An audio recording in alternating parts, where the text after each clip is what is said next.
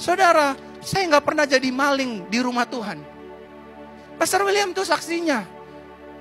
Saya nggak pernah ambil persembahan saudara, saya nggak pernah ambil perpuluhan saudara. Tuhan yang ngomong, kamu harus taat Verona, jangan pakai uang gereja, itu bukan uang kamu, itu uang aku. Saya khotbahnya mau nangis nih saudara. Saya bilang sama Tuhan, Tuhan tapi saya pengen punya uang. Tapi bukan dengan cara itu. Meskipun ada banyak pendeta, ada banyak hamba Tuhan, banyak gembala pakai uang gereja. Tapi itu bukan uang kamu, itu uang jemaat, itu uang Tuhan. Dan saya taat sampai hari ini saudara. Saya taat. Ketika saya diberkati Tuhan, Tuhan bilang itu buat gereja. Saya masukin saudara 100 juta. Ketika saya diberkati Tuhan bilang lagi itu punya gereja. Saya masukin 50 juta. Itu buat gereja 20 juta. Semua. Saya nggak ambil uang saudara. Saya nggak curi uang Tuhan. Saya mau taat saudara. Mungkin orang di luar sana bilang, saya pendeta naif, saya pendeta yang bodoh. Tapi saya mau taat. Saya tidak akan ambil uang saudara. Demi Tuhan di mimbar Tuhan ini. Dari awal gereja berdiri, saya nggak ambil uang jemaat. Bahkan saudara, tahun 2017, saya ada di Kempinski. Lagi makan sama teman-teman pendeta.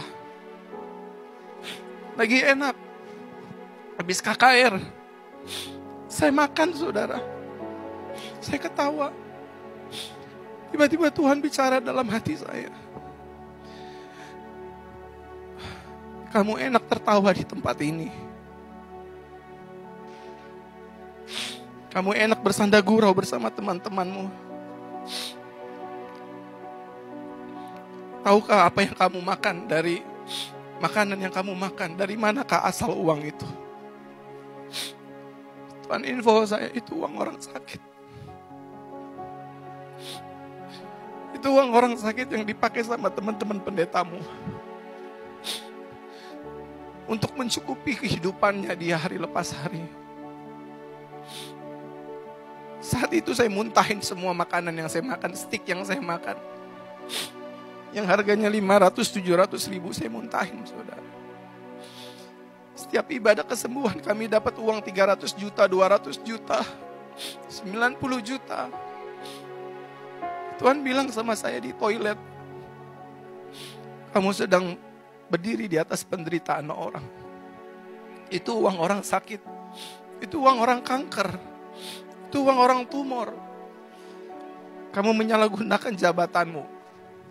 Saudara, sejak tahun 2017, 18 sampai 2024 sampai saya dipanggil Tuhan. Saya udah janji sama Tuhan. Tidak satu sen pun uang orang sakit akan saya terima.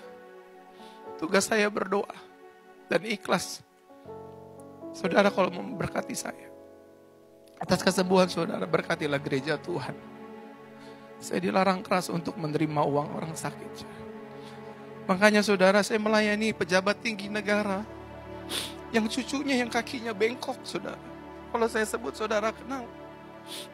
Saya dikasih uang satu kantong Indomie. Karena dia melihat sendiri cucunya yang kakinya bengkok bisa lurus saudara. Tuhan bilang sama saya, jangan kau ambil. Karena kakinya yang bengkok itu karena saya, bukan karena doamu. Serahkan uang itu ke gerejaku. Dan saya lakukan itu saudara. Sampai hari ini saya belajar taat. Saya harap jemaat Tuhan di gereja ini belajarlah taat. Jangan terprovokasi dengan ajaran pendeta, doktrin gereja. Jangan. Ini saudara.